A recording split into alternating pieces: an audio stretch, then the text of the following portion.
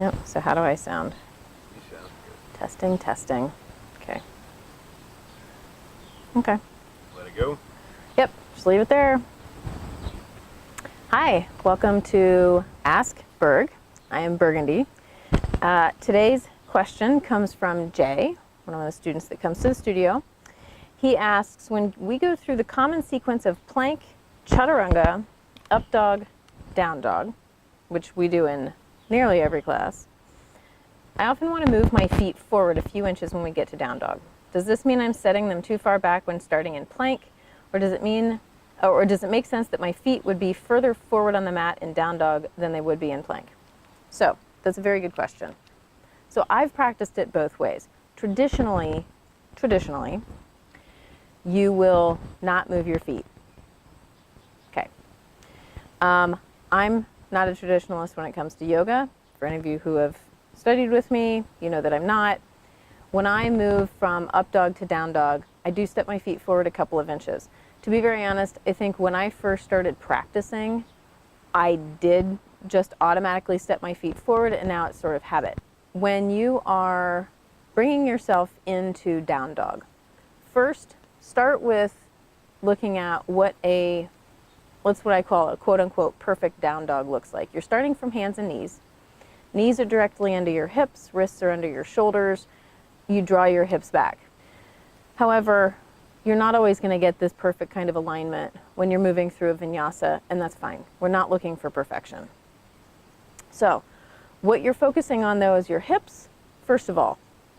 When you are going into down dog, your primary focus is drawing your sit bones up towards the ceiling. You are looking for this nice length from your sit bones down through the heels of your hands, technically. So when you are in a down dog where your heels are far back, this may not allow you to tip your pelvis more. Tight hamstrings, or just body alignment, bone alignment. When you are moving and stepping back, if you have really tight ankles, Achilles tendon, so forth, calves, that is a deeper angle. It's a more acute angle when you have a longer stance in your down dog. So you may, for many reasons, want to shorten your stance, other than just your hips or your hamstrings. It could be your ankles don't feel good in it. So there are a couple different ways that you may move from up dog into down dog. First of all, there are sort of two different ways of doing up dog. When you're moving from plank to chaturanga, first of all, you come forward and lower down. This brings you onto your tippy tiptoes.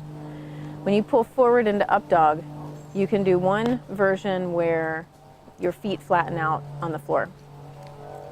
Then when you pull back into down dog, you feel that angle, and maybe you step forward. The other version of up dog, you come forward and you do not flatten your feet. You stay with your toes curled under. You pull back, your feet are technically already positioned to stay there in down dog. The big answer is it doesn't matter. Step where you want to step, whatever feels best. Traditionally, you don't move your feet. I'm not a traditionalist. Move your feet if it feels good. But I would say play with it. So if you are, a couple of your vinyasas, a couple of your sun salutations, see what it's like to have that stance where you don't move your feet. See what you may be able to stay in it for a couple of breaths and see if maybe you get some stretch in your ankles and your calf muscles.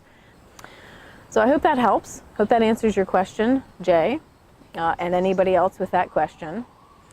If you have further comments or questions, put them in the comment section below, or you can email me, burg@yogahappiness.us. If you have any other questions, shoot me an email and I'll respond via video. Thanks so much. See you next time. That's Sarah.